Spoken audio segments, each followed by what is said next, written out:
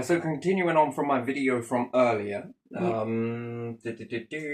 which is you've got imagination, then you've got your star, and then you've got your field of view of reality, Yeah. and moving the star out into reality Yeah. makes it look like a simulation in the room. Take an empty room, bring out your star, and you can see it. So some people get into high meditational states where they have to do breathing exercises and everything else, and very faintly do they see their own inner light. And being on the transition of daydreaming and imagination, sort of the veil comes forwards, reality dims down. Yeah. The same way with the star can be pushed forwards into the room, and working on this.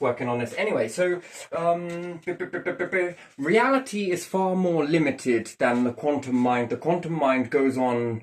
The inner mind goes on much more further because it's got a bit more unlimitedness to it. And I think I've in making TIVAs and different things like that, there is a reason for this, I think. So let's see if we can do this in layers. And right, okay. So first off, we're going to need the visual spectrum from the eyes.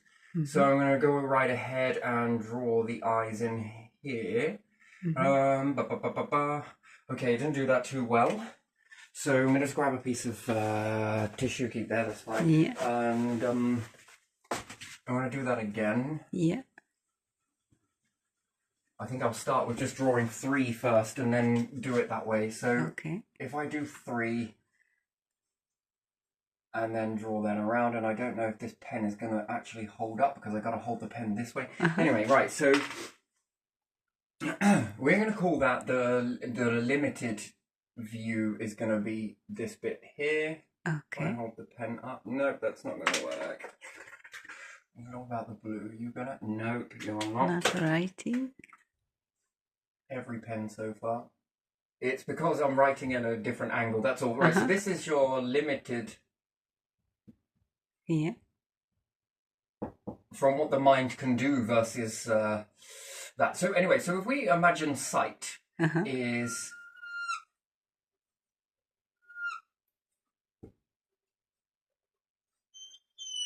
Yeah. Okay. And I should really draw this a bit more smaller, but it doesn't matter. So it depends on which way you want to look at it. It's almost like then if let's draw the third eye. So I'm going to do this and draw it as a star. And what I'm going to do is I'm going to draw a pyramid from this point. Yeah.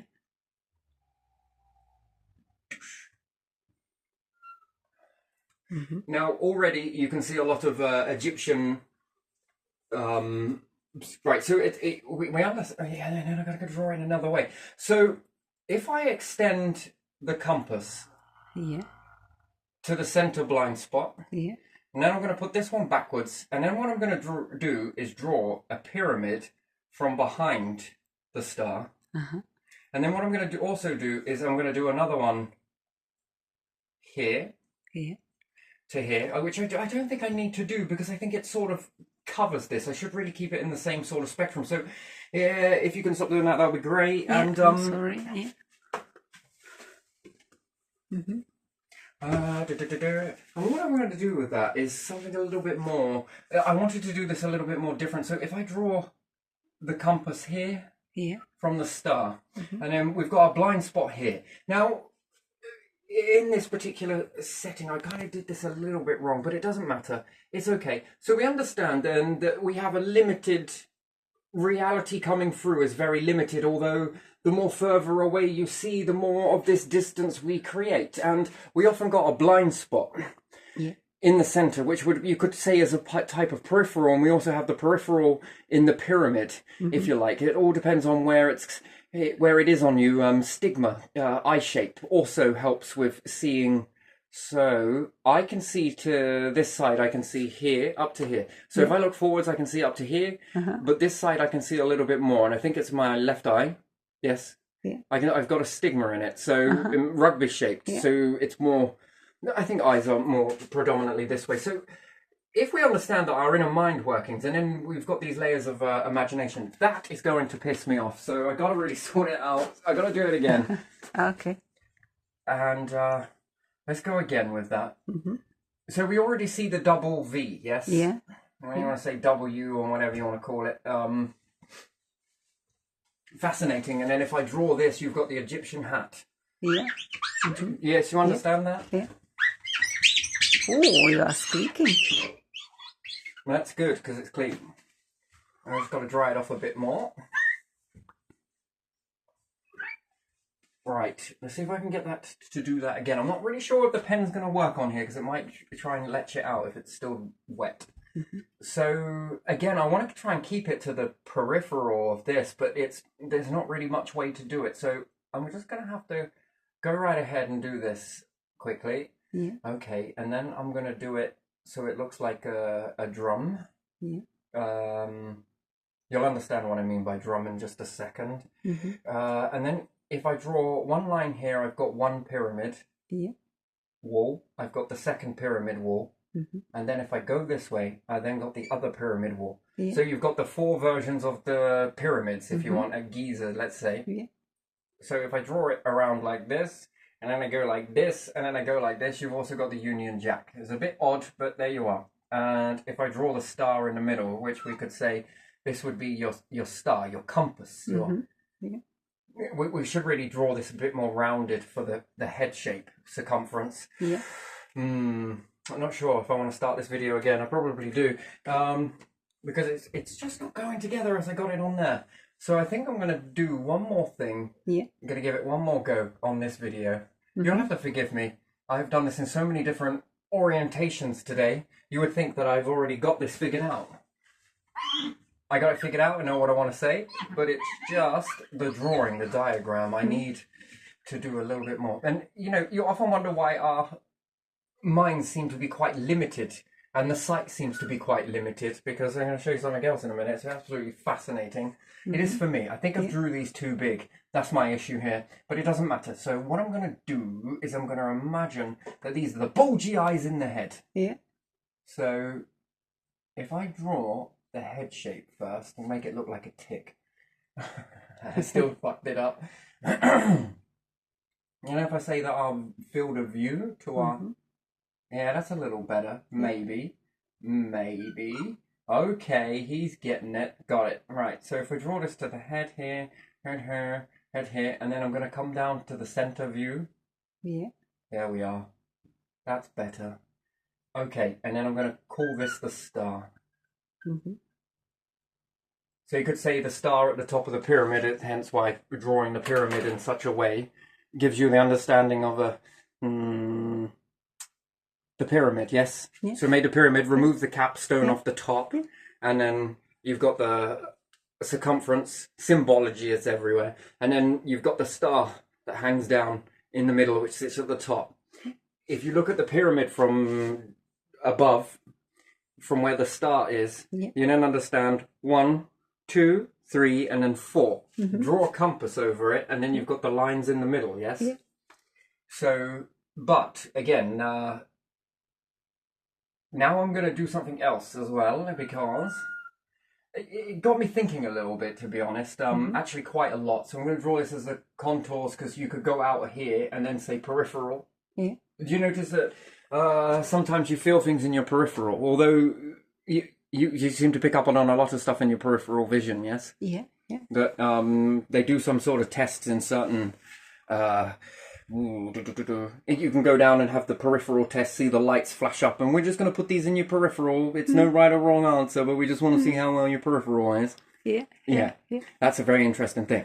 So it's not in your field of view, but it's almost like your field of view is elsewhere. Mm-hmm. Yes? Yeah. Coming out of your... Yeah.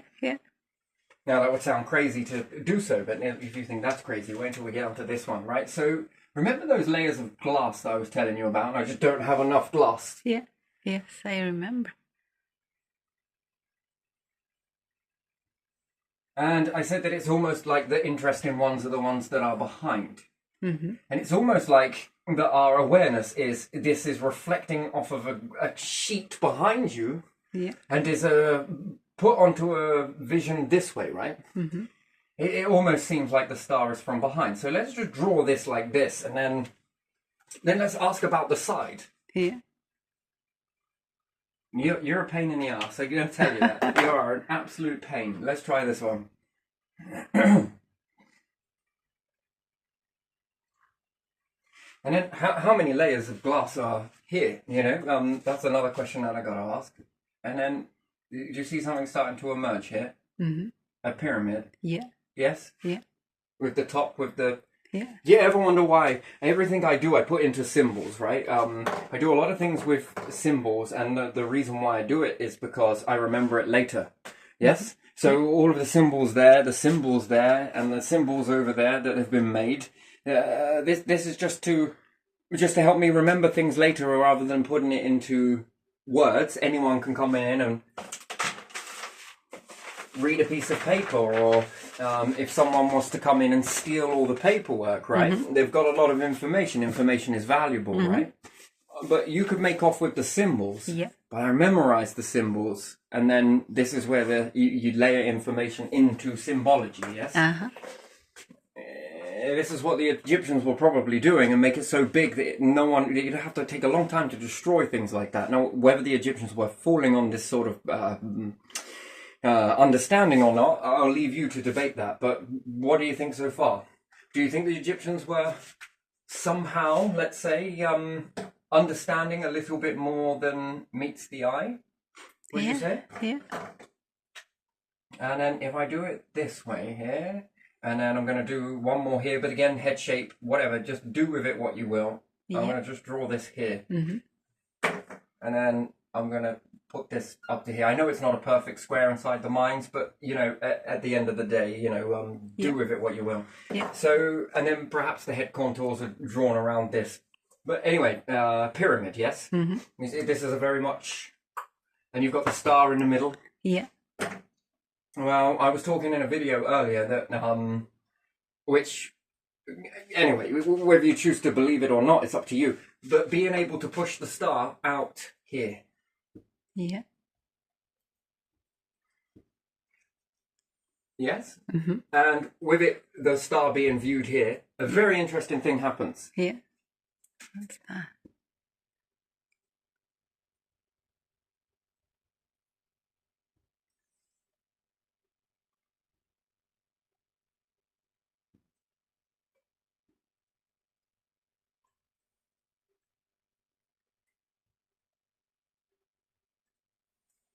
It's not perfect, do forgive me, but, you know, or don't, it doesn't matter. Do you see this the symbology that starts to come out, that you've got a compass, but you also have a outer compass? Yeah.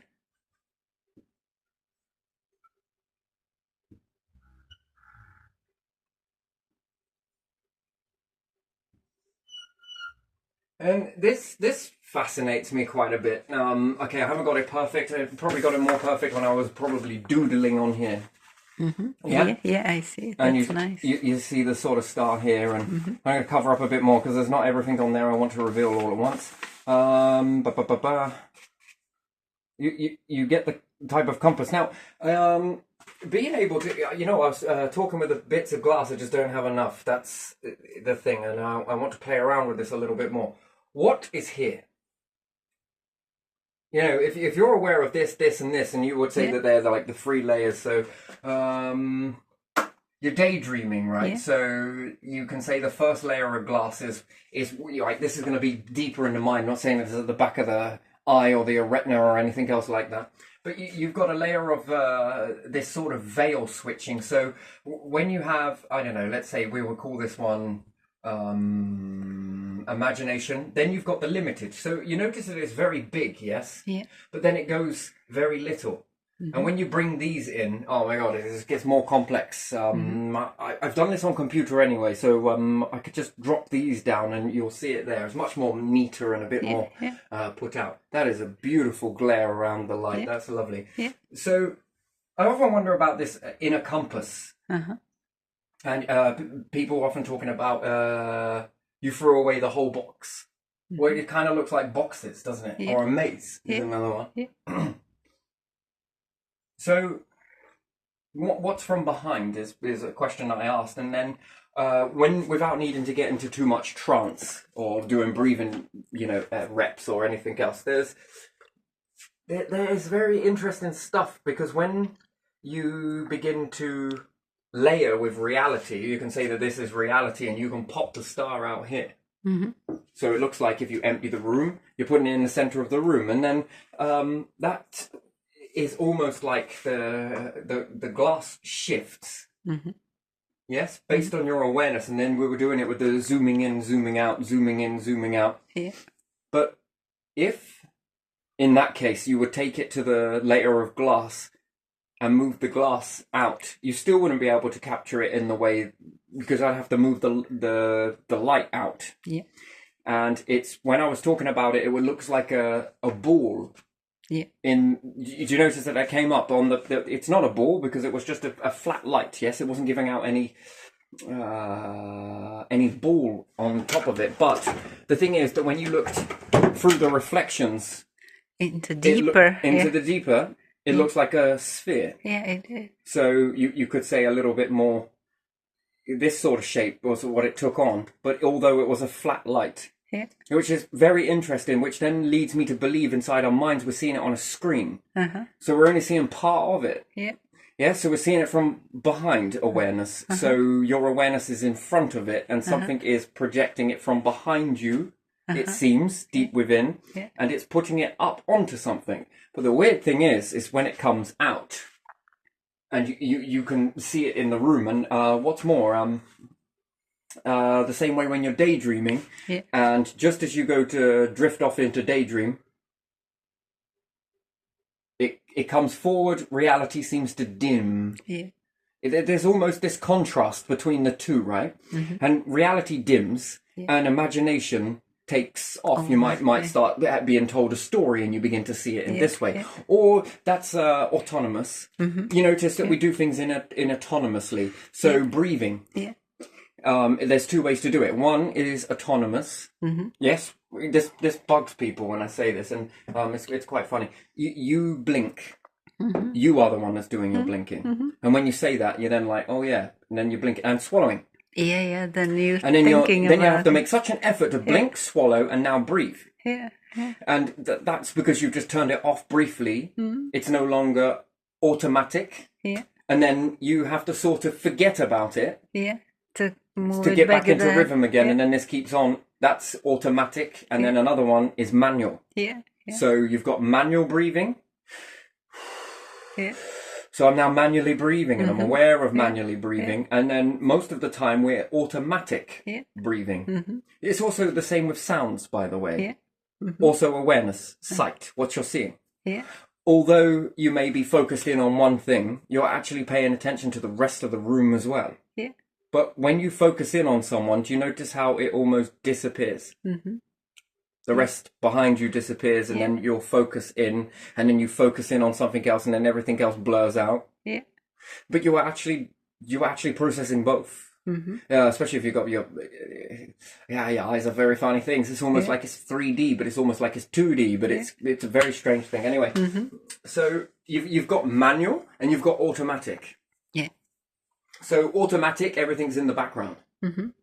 Yes? Then you've got manual. So you've got this with imagination as well. You can force imagination, and also you've got storytelling imagination, which is sort of automatic. Someone's reading a book to you, a story, and you're just visioning it. Well, I most certainly am. The colour of the walls, and I'm right there watching. You zone out of what you are now, and you're really into this, and reality is just dimmed out. Yes, so you've gone between these two contrasts. It's very interesting, and what's more is being able to keep working on this from since a kid. It's like one dims, one brightens, and then when you come back to reality, reality seems to brighten, and your imagination then dims. And then one dims out, and the other one takes center stage. Back and forth. We've rehearsed this pretty well, but most of the time we do this automatically. Then there is creative thinking, which is then forced imagination, which is good, but it's pretty shit. I'm just going to say that. And then when you're doing this, you can get a balance between the two of them, which is wonderful. But this star is another thing entirely. And the more you begin to focus out on one, which is reality, so people close their eyes, and then you've got imagination, and some of the people that walk you into meditation always say this thing, you know, you've got to clear the mind. You mustn't think of anything, and make sure there's no distractions. Well, actually, I like to get as distracted as I possibly can, as well as trying to look at reality, and also see this star as well. I like to do all of them, right? Why do I want to just do one? I want to see what I can do. Well, where's the limit? Playing around in the quantum, it's been given to you for a reason. Play with it. And then it was then being able to move this star. The more you focus on it, you lose imagination and reality. Do this with your eyes open. And this does something beautiful. It's almost like that pane of glass becomes so aware that imagination dims, reality dims, and the star appears out. And then when you get in this sort of find the star, find the star, find the star, you with your eyes open without needing any breath work or anything else like that, you then become super aware of it. And then you are able to get there quicker. You don't need meditation. I was already kind of born with this anyway, so I just think I had this awareness anyway. It doesn't mean that I'm better than anyone, it just means slightly different, okay? Just different. And some people find it in meditation, and that's great. But being able to push this pane of glass is almost what it seems, sort of, and then you see it in the room, and it's almost like the star glass, reality glass is all simultaneous at once. Then imagination. You can then begin to build in the room. And when you can then focus on more objects at once, it all seems to level in a way where you can see each and every single one, because one tones down, one highlights up, one does, and then this thing behind becomes more apparent. And then, you know, is it behind or is it beside? Your guess is as good as mine, right? But saying that, we're only aware of this, and even then we're not aware of it, and mainly what comes in here. The most built-in receptor that you have is this one. You are aware of what comes in through your sight. That's the one thing that you are mainly aware of. Are you aware of imagination? Well, I don't know, because when someone, a teacher or whoever it may be, sits there and goes, "Hey," when you start, "Hey, oh, I'm sorry, you need to get some more rest." You'll notice that. And then you'll notice something else that's really strange with people when you study people that do this is, do you notice how they are constantly yawning? Constantly bringing in oxygen. Well, when you yawn, your ears play a frequency. Did you know that? And also just before you fall asleep, your ears balance out of sync. Did you know it's every now and again, it gives so I guess, is it the ear that is it the inner ears that are connected to this? That makes sense. And then are there layers of what you can hear, right? Because just before you go to sleep, you know, I like to really, you know, you say that you just switch off, you just let go or whatever it is, right? But you've also said in another video something else. Yeah, it depends on how tired I am and on more things. If if I'm really like, I feel I have a headache maybe or something, it just goes. But if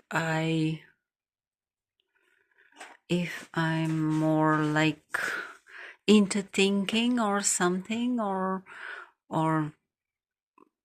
more processing, then I go and I concentrate a little bit, and I see the circles coming in, and I don't know how to call it, those dots for me it is, and the colors are changing a bit, but they are not very bright, but it looks like it's coming in slowly. I think it's more like beige and green in the beginning, sort of. That's your inner color. Mine's Yeah. purple. And then it goes into bluish and yeah. Yeah, so you've got a predominant color in the middle, I imagine, and around the outer edges. Sort of looks like a vortex. Yeah, it looks like a vortex, and the circle from the vortex gets bigger and another appears and gets bigger. It's like you are going into something. Yeah, but again, vortexes, well, if the longer you stare at a vortex, it looks like you're going into them anyway. You can make these out in fairgrounds and different things like that. You'll see that it looks like you're moving towards something, and then when you look away, the whole of reality is distorting as well. So your main one predominantly is just let go. Yeah, when I'm really tired, it's... So maybe it's there, but I don't remember it. Wow, it's not about not remembering it. I think is it really faint for you? You say faint. You said it's like you can kind of see it. What do you mean by sort of? I imagine there's a lot of darkness. Best way to explain it then, I don't know. Are you seeing darkness in the void? You see a lot of darkness, but almost like a light that is smoky in essence. It's like these little bits sort of come off, and the little tinier ones is like small stars versus central sun. Yes, and the central sun is spitting out this smoke, almost smoky color is coming off of it, and when this hits the smaller ones, they sort of flicker. Is that right? And they don't ever sit still. Yeah. They almost twinkle. Yeah, twinkle and in intensity and sort of slowly are they moving, or is it that intensity is then it's the intensity based on this sort of you might say liquid light. Yeah. Liquid light is probably a great way to say it, but it looks almost that there's a smokiness coming off of this whirling. Yes, when you look at an atmosphere in NASA was showing you this vision of the atmosphere, you'll notice this slight haze coming off of the planet. Have you seen that? Yeah. It's almost like that, isn't it? Yeah, with the wispiness that comes off in varying different color degrees. Yeah, that can also give you an illusion. Now, what your experience in there with this forward and backwards motion, just before you drift off to sleep as well, is there this thing that you used to get when you were younger, that it would feel like your legs were doing this, and then you would feel like you were going like this through the mattress? This sort of rocking sensation, a swaying almost. Have you ever felt that, where your legs sort of feel like they're swaying, and then sometimes you sort of feel, it's like a dizziness, but it's not dizzy as in spinning out dizzy. It's more like you're sinking through the bed, and then it almost feels like you're rocking. A swayy feeling. Yeah, I think so. Now when you describe it, I think I have more as a kid, Yeah, more when you was a kid, probably, yeah. And what about when you were staring off in the darkness with your eyes open? Did it look like things were coming towards you and away from you, and towards you and away from you in the room, and for a moment, everything in the room seemed really big, and then sort of back to normal size, but sort of when your eyes were adjusting to the darkness when you were a kid.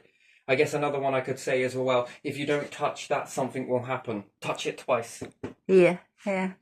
Yes, you had all of this sort of... Yeah, and I think that even adults were teaching that you have to knock it on the wood, or do this or do that, otherwise you will have bad luck. So. I guess more predominant, this little voice of yours would ask you to do things such as that. Nothing stupid, but just that odd little touch it twice. Yeah, now I don't follow everything like... Yes, I know, because you've learned to become in reality, and you've dismissed all of this. Yeah, with the black cats, for example, I don't take that one seriously. Like someone is like, oh my God, black cat just crossed my path. I have to wait for someone else to walk in front of me. Or something. Superstition is funny. Is there another one that looks like when you were a kid? Did it look like you had what can only be described as just at sunset? I would say it looked almost like a sheet of glass was coming over you, an incubator. I don't remember that. Not when you're paying attention to reality. This is when you're like I don't know. Anyway, again, if you don't know, you don't know. It's fine. Don't worry about it. But we can just play this one off. But yes, there's no right or wrong answer in this. It's just whether you notice it or you don't notice it. Yeah, I probably didn't notice that or didn't notice that, like, to remember it. Yeah, I guess that's the issue for you. Your memory is what you say is you remember certain things and not other things because it's what fascinates you, and or could it scare you, and then you put it in that box of I'm being scared. Yeah, or sometimes you say something, and I recall, like you were saying, with the moving of legs and stuff like that. I didn't think about something like that for years. Yeah, the what? When you were saying about the moving of the, when you go to sleep, moving of the legs and the. Yeah, this is just short while ago. A sensation. It's a feeling. Yeah, sensation. Yeah, that's something I haven't thought about for years. But when you mentioned that, I remembered it. Yeah, you're feeling a vibration. That's what this is. Yeah, this is a vibration. And also the forward and backwards motion and the slight rocking motion and then the forward and backward motion versus the rocking motion. Another one that you probably did was Hoovers. Yeah, I love that. Yeah. Resonance, you like that. Yes, that's a very ancient thing. And yeah, so I guess this one is with the ears, right? Yeah. And one thing I was noticing just before drifting off, by the way, pay attention to it. The problem is you've got to remember to pay attention to it. That's the thing. That just before you're falling asleep, you should be able to hear in one of your ears a slight... It's so subtle, right? It's almost like you go to yawn and you get that... One ear sounds slightly higher vibration and one ear sounds slightly lower. You have to have a distortion in the resonance field in order for it to work. And this naturally comes anyway because the right side of your body, depending on what circumstances, is slightly more bigger than the left side of your body. There is a very good reason for this. This is particularly to make certain organs a bit more out of balance, which creates balance. Strange. Imbalance creates balance in a weird way in terms of bodies. You're almost two seams stitched into one. Wait, yes. Two vessels put into one. Yes? In this, one side slightly bigger, one side slightly smaller. It has a reason for this. The brain has to be slightly different in this particular process in order for this to take the information slightly different from these receptors. You always have two for very good reason, right? So one of your ears is making a frequency that is... And the other one is making it slightly more deeper. One is a bit more higher, one's a bit more lower. Just before you're going to sleep, and it alternates between the two. Did you know this helps your brain frequency as well?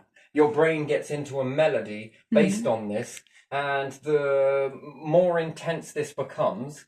You see, I like to be quite aware when getting off on the realm of being in reality and going off into... You see, I've never fallen asleep where you've just let go. Here's another one for you then. I bet you did this a lot when you were younger. You would go and imagine that you were getting up on a curb somewhere and trip and jolt yourself awake.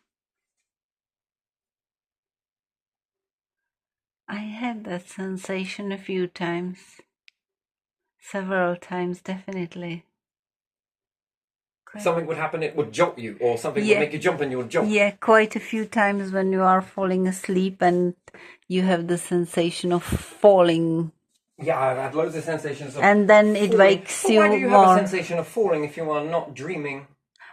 I don't know, and then it wakes you back up, puts you back up, wakes you back up more, instead of like... After all your dreams are night thoughts. But it depends on what slide you are at. And could dreaming be going you sort of turn inwards around and see a very different version of reality that seems backwards. I can't say what it's for the brain, for the ears. Do they follow the same bands? It's very interesting. But again, trying to be aware as much as possible as you are, your brain is kicking down gears or kicking up into gears, your different brainwave frequencies, your brainwave states. It's fascinating, right? Because I can make sounds with my ears, and I try and see if I can get this to become louder and louder and louder and louder. I know it's nigh on deafening, but the thing is, the sounds that come in from further away is a very interesting thing because it's making a dense wave, and we're probably creating sounds from our ears, but we're unaware of it. You see, that's just the thing, and I think this pulls in more, and depending on whether we're trying to listen to a sound in the distance, and someone's like, "Can you hear that?" What's your ears doing? Anyway, just as you're drifting off to sleep, I like to be aware of drifting off to sleep. And it's because I'm in imagination. Completely there. I walk straight there, and that's where I'm at. And I can get on with doing shit in my imagination. And I noticed this particularly the other night. It was like a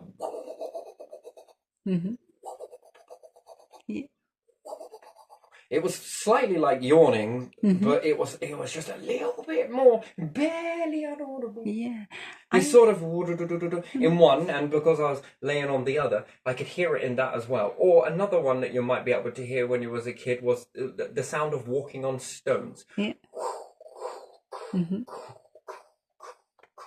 ever hear that? That's your pulse rhythm, I think. Your blood pressure. And I remember when I wake up in the morning, I suddenly hear like... Yes, that's the one that we were talking about the other time, like where it's like you're a sort of... and then it wakes up all the rest of the sounds. And then all the sounds come in reality. And you know you are awake. Almost like tipping a kettle of water. I don't know why this doesn't work with cold water, but hot water from a kettle and tipping it into a cup.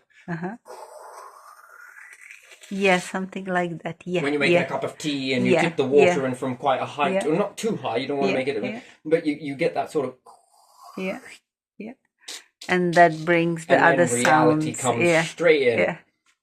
That's the brain. I think you're going through a frequency in your brain is kicking into waking gear is what it's doing, and you have to disconnect from the sounds, and the only way to really do it is to have this sort of frequency, because you become unaware of sounds when you are sleeping. It's great because if we could get a microphone and put it in my ears, I will be able to play a sound, and I have played a sound. I've brought this up, but it's so low, and you have to bring it up, and you start to stretch the wave, and then it comes, and there you are. And then there's one slightly higher, and one is slightly thicker, I would say, a bit more, almost, anyway, so this particular sound, and then there is you said you just let go.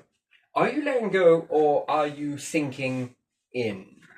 I think I'm probably sinking in, and it feels like...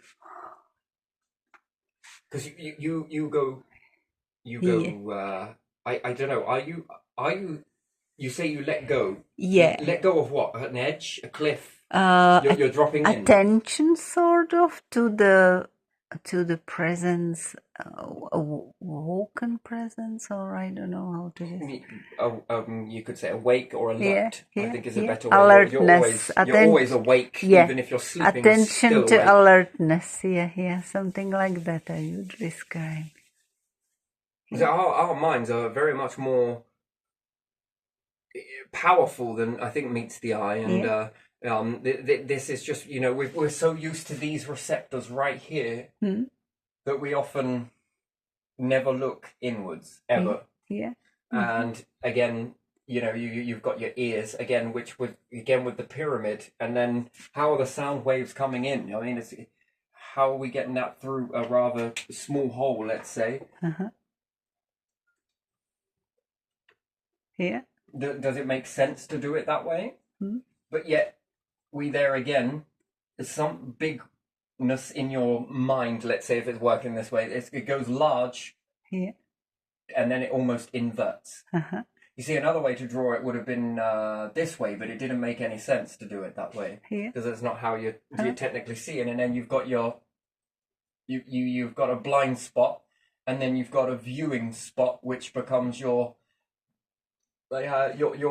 focus. Would it be your focus though, where that crosses over? Yeah. You then have this sort of, you can go again on top of here. Yeah. If you like, and then you've got your you're sort of but this diamond here, this is parallel to your mind. Your inner star sits here. And then, is it because our brain is limited, which it is in this way, that you are seeing it, but you've learnt not to look at it? This is the next question, right? And over ions and ions, you used to think the Egyptians were hallucinating on drugs. I did hear once when younger, and someone was saying, yes, they were taking a lot of drugs. That's why they were seeing all of this stuff, because someone said something about this, and this, and that. I don't think it was drugs that were doing this. I think it was, and it's more easier to label it with a substance. And I think the nearest thing that we get to understanding this would be LSD, which a better way to say that nowadays would be DMT. I think it's DMT. DMT. I think is probably the more correct, and I think LSD mimics it releases DMT. I'm not sure whether it does or doesn't. I'm not sure. It just would make sense that the LSD in small amounts would release DMT, which is a fluid that is released just before you pass on. I think in a large quantity. And again, is it like turning around and stepping out of the awareness? You're sort of in a chair. They say the seat of awareness. And is it a swivel chair that turns around? And then you walk out of reality when you begin to die. I mean, it's very interesting. You can put this in many ways that you want. But anyway, so the thing is that you would say then I would say that my inner star appears to go here, but it's a very weird thing. You can almost bring it close, and it's almost like the way it smashes back into you is an interesting thing, and the way you watch it move out of you and you release it into the world. And it's interesting because then imagination as well. I just wonder, because I was talking about this in a last video. You're unaware of that, and I think it went a lot better than this one. But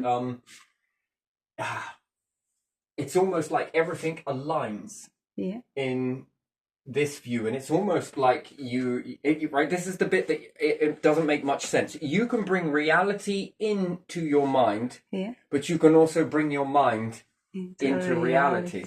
And there is several ways to achieve this. One, close your eyes and think of an idea. Okay? An idea that's never been created before on the planet. Set about to think about, okay, I'm going to do this, get that, get this. All right, let's go. Okay, and then you start to manifest it in reality with your hands, your next gifts, your good old thumbs, and your good old toes, which allow you to have this incredible balance without a tail. And you get to work. You make something. So you have just taken a piece of your inner mind, which you haven't, because you've taken a piece of reality, brought it into your mind, and quantum has combined reality and quantum together.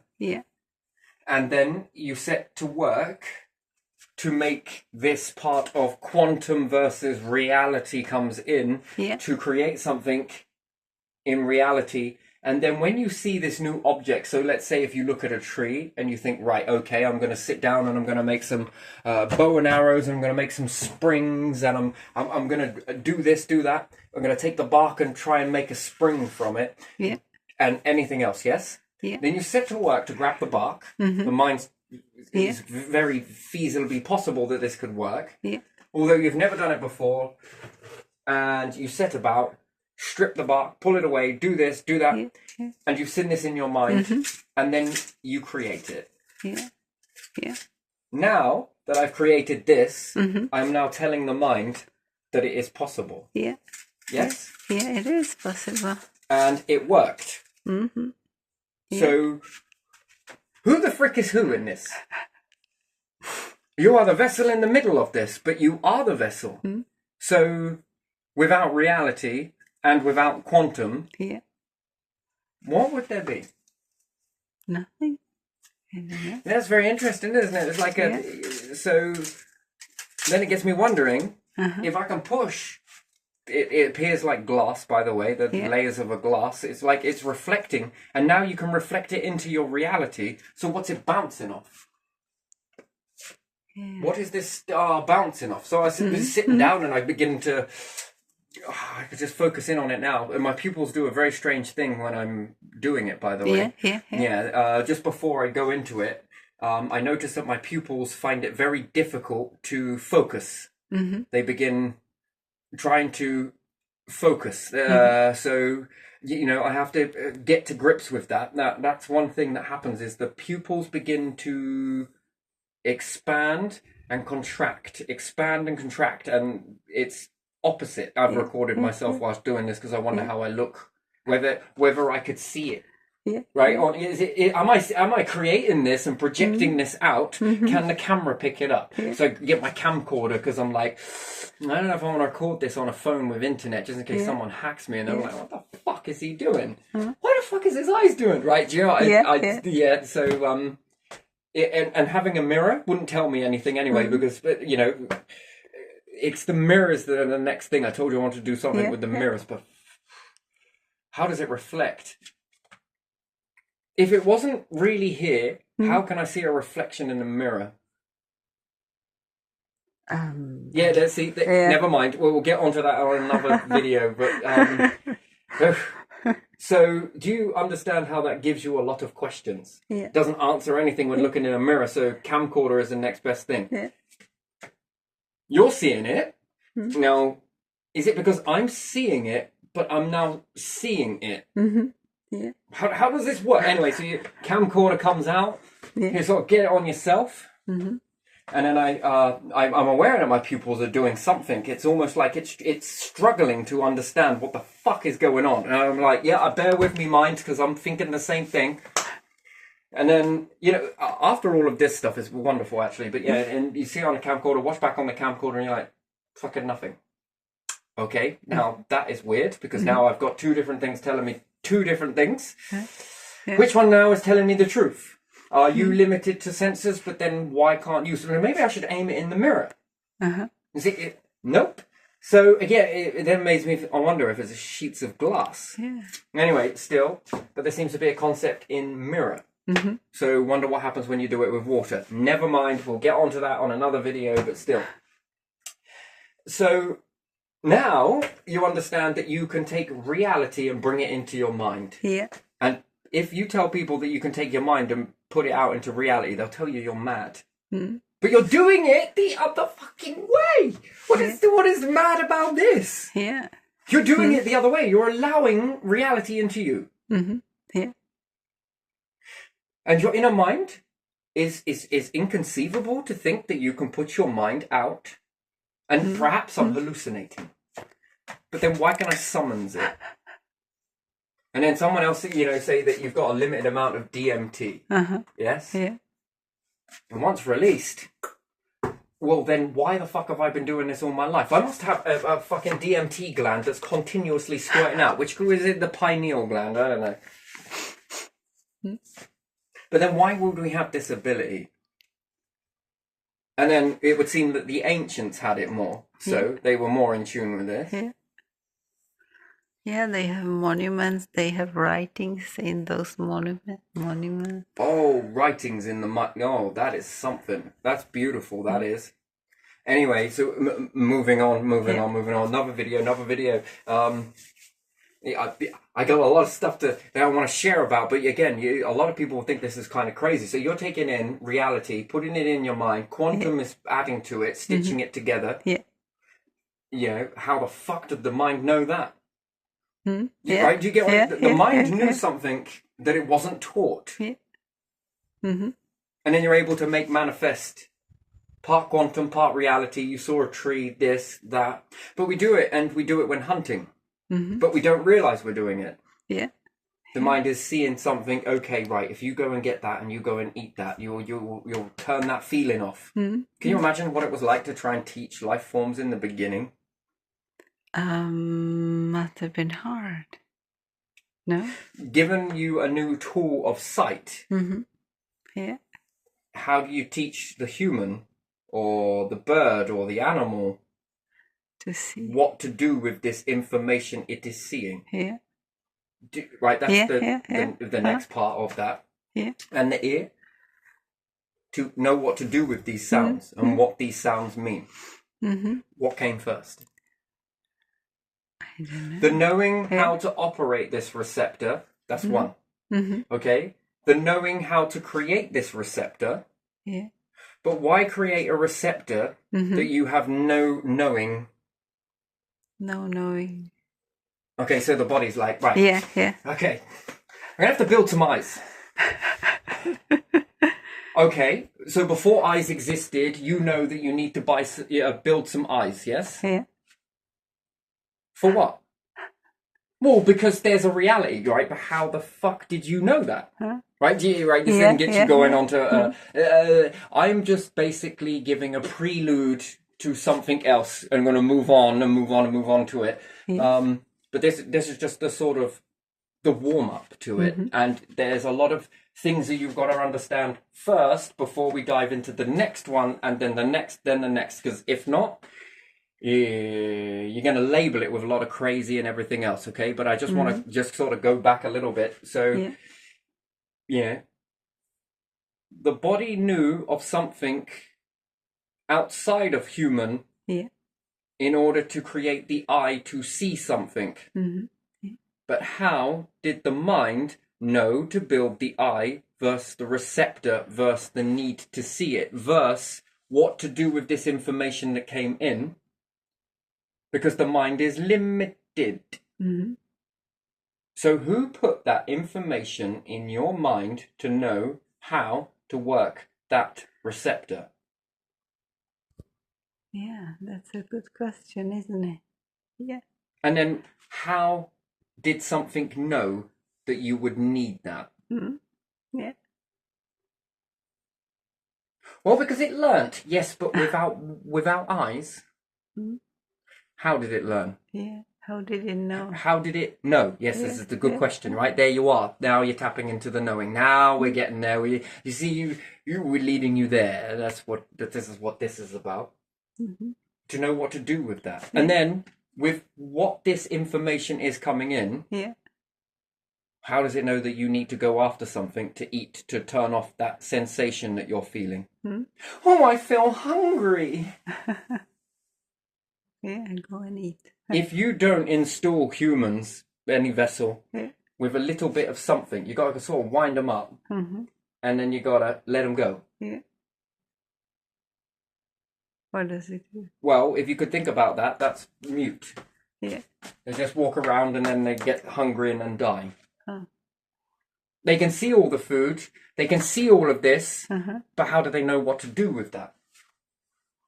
They don't know. Well, they're going to have to be told, right? Yeah. They need to be told. Yeah. Yeah.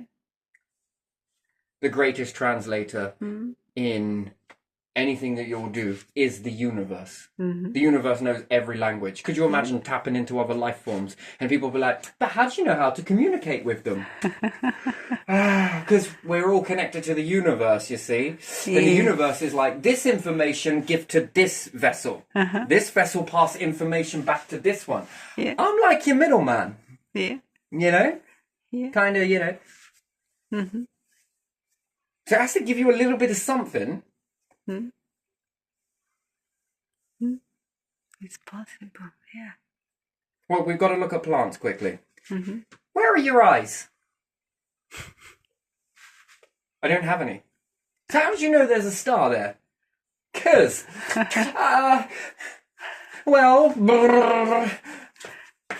it was the plant god and there's only one. So why the different variations of you then? And which one would it be? Me, said the whole fucking plant industry. So it looks like you. Mm-hmm. No, there's just one. Yeah. Just one. Okay. All right. Following. Sort of. No, I'm not. I'm sure you need to do a little bit more learning. So there's a knowing, yes? Yeah. And then there's this other knowing, right? Which often it's all about humans passing on information to humans. It's all about textbook. It's all about this. It's all about everything that people tell us around us. Because where did you get the information from? Well, we stole it. We got it. We accumulated it. We learned. We did. No, you got it from within. Is where you got it from. This knowing. It's beautiful, isn't it? And then we seem to have turned this all off. So gotta be able to reinstall this sort of understanding, because I think it's mainly been deleted. But anyway, so you're taking in reality. Yeah. And then when someone comes out and says, you know what, I can take quantum and put it on the outside. Yeah. You're doing it. They're in reverse. Yeah. And everything is it called reciprocal? So what comes in, you can also send out. Yeah. And we can also send it out 2 ways. Actually 3. One is via looking. Yeah. Thinking. Yeah. Hey, if you did this, you'll be able to do this, this, and this with it. You're talking to me? Well, of course I am. I'm in you. Oh, okay then. Let's go and make this.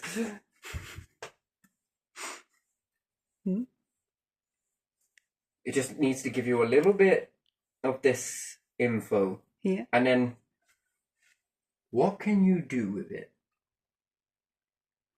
Yeah. What can you do with this little? Yeah. I give you this much. What can you do? Yeah. How can you work out more? What can you do with this stuff? And in the universe, sort of, when you start doing things that are, it sort of leans in. Vessels and all, gods and all, universe and all.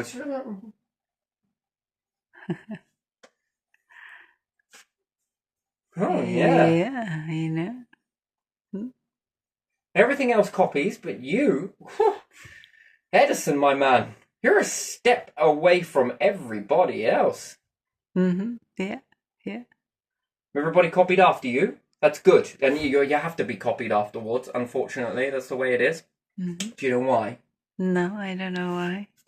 This will blow your mind. Maybe it won't actually, but we're going for it anyway. So, when you do something new that is not in the copy ratio,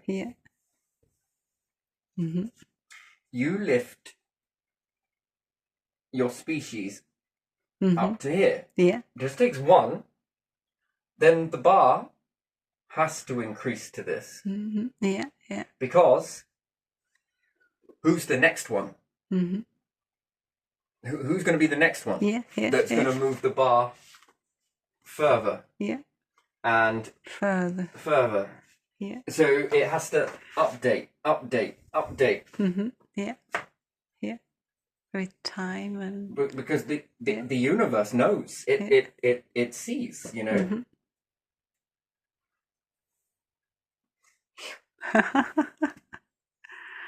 Oh, that looks like chirpy. It does, doesn't it? Yeah. It looks like anything you can, whatever you want to see. But right, the universe has to move the bar. Yeah. And that requires copying. Yeah. Mimicry. Yeah. Externally. Yeah. Or internally. Yeah. Because then, it's going to lean in again. And again, and again, and again. Because you got little exceptions to the rule.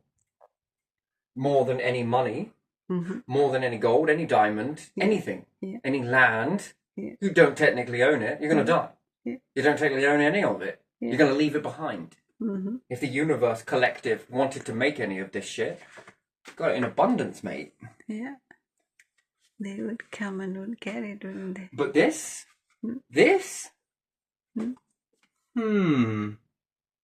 Are you sure you don't want any imitations? You. Come here. Non-imitation. Yeah.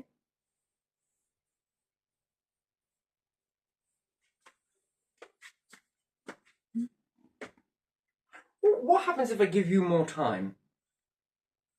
Next question, right? Next question.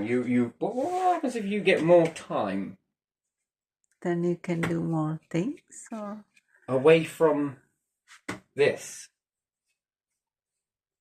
Yeah. No. Well, I can unlimit you a bit more. Mm-hmm. What happens if I could unlimit you fully? Again, you can't bullshit this stuff. You can't fake your way into it because it fucking knows. It knows. Yeah. Mm-hmm. Well, that's treasure. That is treasure. I would.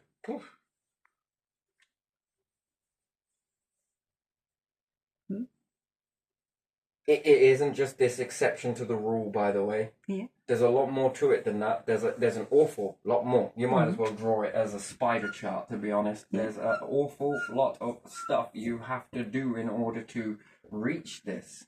Yeah. Mm-hmm.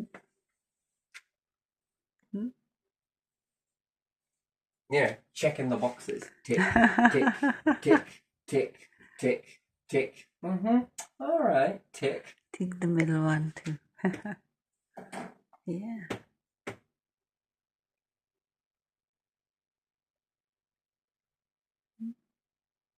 And then it knows if it makes individual, doesn't matter, male, female, bird, maggot, freaking alien or not. It doesn't matter. Any that do something that is slightly. Yeah. You have my full and undivided attention. Yeah.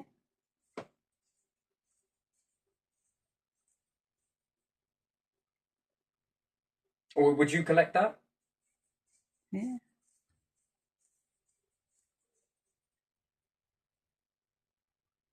Very interesting, very interesting. Anyway, this is just a prelude. There's going to be some a lot more. But anyway, so pushing the star out into here, into your reality field, and it begins to, it's interesting. And aligning up your creativity, Yeah. which you could say imagination. Yeah. And be able to then visualize, I don't know, the planets. The star, the planets, the moons. You do what you want with that. You are making a hologram. Yeah. Terrible. Pen's running out. I got to get some more pens, and I will do because is this how you spell hologram? HOLO. Oh, I'm just going to spell it holla and gram. Yeah. There you are. That will do for me. That's close. And again, humans make holograms, yes? Yeah. Well, it seems to be a new... But can you imagine if you didn't need the hologram itself, a computer, to do this for you, realizing that you can do this yourself?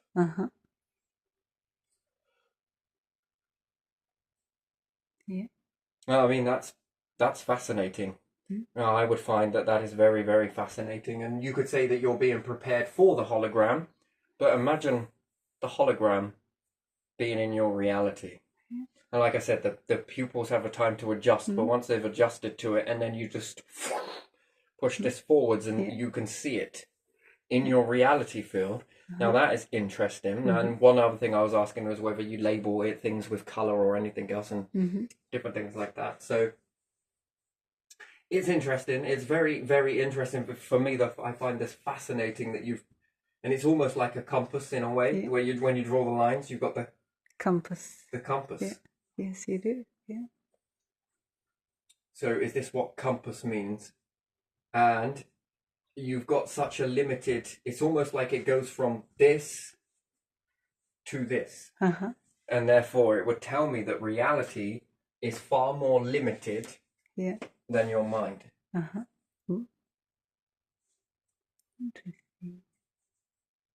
So again, because you've gone from such an expansive, and it seems to go beyond because of your peripheral. Yes? Yeah. Which seems like it's a part of the compasses. Yeah. And it always seems to hit your peripherals. Yes? Yeah. Peripheral. Yeah. Do you sort of get feelings behind your... And here? Do you ever feel behind? Yeah. Yeah. Like you're walking somewhere and then all of a sudden something will make you turn with your senses, and then you look and then you dismiss it because you just saw a deer. Yeah. How did you know it was there? And what's more, when I watch you lot walking, I notice that you all turn. Yeah. Now, I've already clocked the monk jack or whatever else. Yeah. I've already seen it. Yeah. And then I'm watching you guys, and you both turn at almost the same time. And see. Yeah. Oh, look, there's that over there. And then the excitement takes over so that you then just dismiss this. I sit there and watch and think, how did you know that? What was it that something lured you to it? Yeah. Now, it wasn't a sound because, see, I was marking this with the air currents. Yeah. And it didn't make a sound. Yeah. I don't know. Sometimes it just happens, doesn't it? Do you ever get that feeling? What about if someone goes behind your back? Do you often turn around and just sort of think that there's something? Yeah, my mum used to do this a lot, and I'd always catch her, and she'd be like, "How did you know?" I'd always turn at the moment that she did it. Oh God, people will probably end up testing that now. It's fucking annoying. But do you get? What about when someone goes to try and creep up on you? Creep up is, how do you mean creep up? Sort of come from behind you and then you just sort of turn. Yeah. Yeah. I feel the little one sometimes. Right, so how do you know that? Even though she is quite quiet and she should startle me, she doesn't. So that's a peripheral as well, then, yeah, something is there, yeah. So it's sort of like, perhaps not all of it, but something seems to be emanating out into this peripheral zone. Yeah. Your blind spots. Technically, your ear isn't a blind spot, but again, you're limited to where the sounds are coming in from. Sure, they're going to bounce off of different objects, but still, putting it all down to your ears all at once that you're hearing, yes, it's probably not it, especially when the ears are more trained towards the...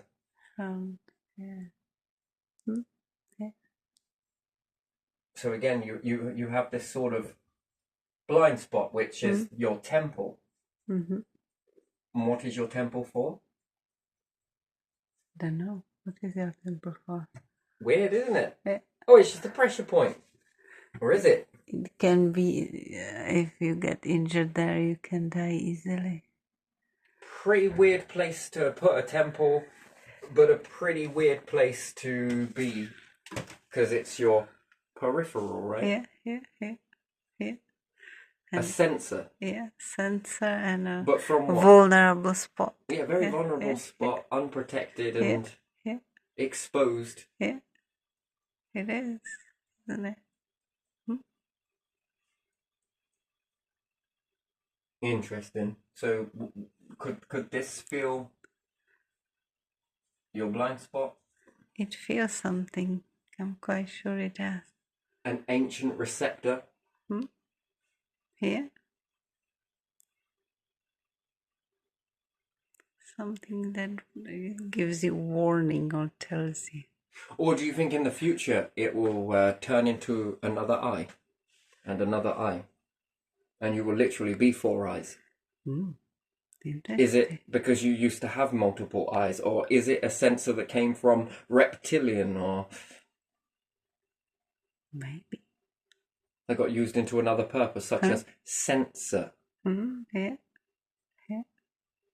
But the less you use it or rely on it, the less it does anything. Becomes just a fancy term that we use. Temple. What is the temple all about then? Well, it's a place that you work. Nice try. Place where you worship. The body is a temple, or the body has temples. Yeah. Again, sensor. I'm going to put my fingerprint on there. Oh, it knows my fingerprint. Just unlocked my brain. Yeah, like on your phone, like your fingerprint scanner. It reminds me of a temple. All things that have been done have been done. It's just a jazzed up version of what you already have. It almost seems in that way. So did we have better eyesight when we didn't make light? Probably. Again, You needed it. is their sensors been turned off due to this? Or were we able to see a lot more? How did the stars look when we had less light? Yeah. What are we seeing? You see different. You know, versus then to now. Yeah. And we went indoors from outdoors. Yeah. Yes, again, we lost the ability That to influence the keep ourselves warm and cool. Yeah. Yeah. By wearing clothing, you lose your fur, or your feathers, or your hair. Yeah. Yeah. True. Yes, it is, isn't it? It's very interesting sort of stuff that sort of starts to make manifest, I would say. But anyway, I'm going to leave this one here because it wasn't the best video in the world, I'm going to say that. And I'm going to revise it again and get this a bit more better. Like I say, I've already done this in computer version anyway. The symbols, I've got a few more laying around. Try and work it out. Go on, see if you can work any of them out. They're everywhere. They're right plain inside. But still, this is I love this, by the way. I really do, because you know the whole bow and arrow thing just is just way too much. But that is freaking amazing. Spring. Yeah, I can make fire with it. If I have two of them, I can do an awful lot with it. So again, and it just grows on. I can make a drill. Fire. I can shoot an arrow with it. Hell, I can even shoot rocks with it. Don't even need a slingshot. That is a slingshot. It's like everything in one. I can do a lot with that. An awful lot. I can also suspend objects as well. So again, and it's really strong. And then if you make a load of them, and that's just a small one. Could you imagine the size of a larger one? The amount of spring you can do with that, and you can tighten it up and let go, and it spins really fast. So I want to see if I'm able to get it to spin on its own momentum and stay standing upright. It's a possibility. I think I could get it to do it as well. So I can also make cups from it. Yeah. I can unwind it and let go of it, and I can give it to a kid as a toy. I can filter water with it. I can drink through it.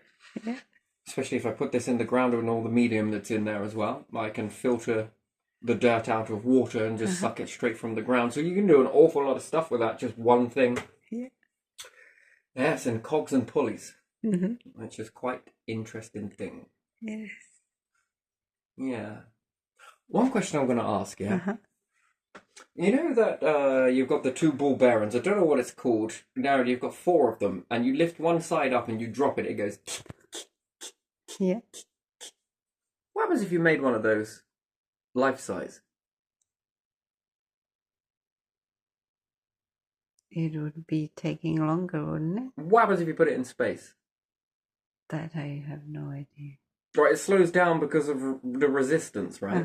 What happens if you take one of those up to space? How long does it... I don't know. What could you do with that? Well, you could shatter rock with it, that's for sure, if you moved it up and pulled one up, and then the other end, it acts like a swing ball. Yeah. On a crane.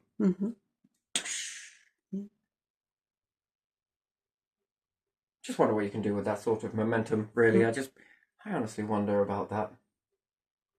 What could you do with that? And then, it's just an interesting phenomenon, that one. I like that. There's a couple more as well, but still, I just got wondering about it. It's a hell of a power source. Yeah.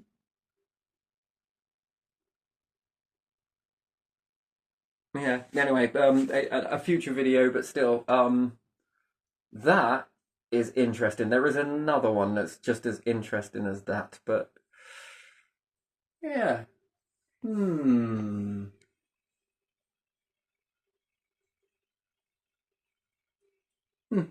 Could you imagine?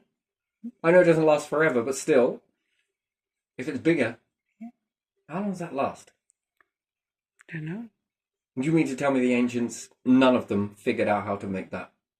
Ever? They must have. Yeah.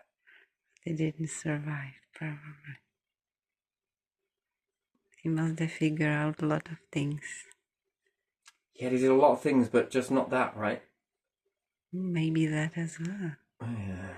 But it just didn't survive the test of time. Well, have you not seen all of those spheroid rocks that are everywhere? Yeah. The big stone... The big ones, yeah. That no one knows what they're for. Yeah. Are you sure? No one knows what they're for, or perhaps it was water. It was from the Ice Age, or the ancients were doing something with those. Yeah.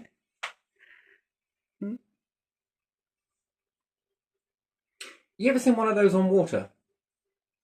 Yeah. Anyway, like I said, it's going to be another video, that one. So, it's fascinating, really. You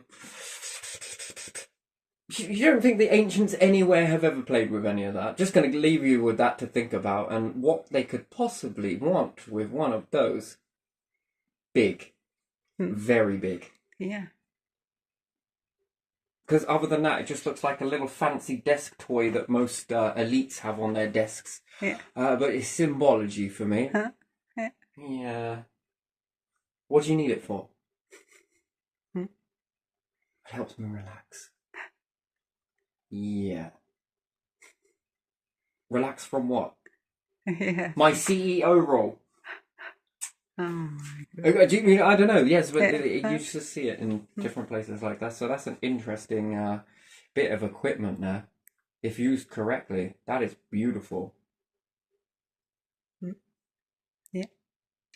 Yeah. But again, another video, because I don't think it's just a little Easter egg or chestnut overall. But still, let's leave this one here. Okay.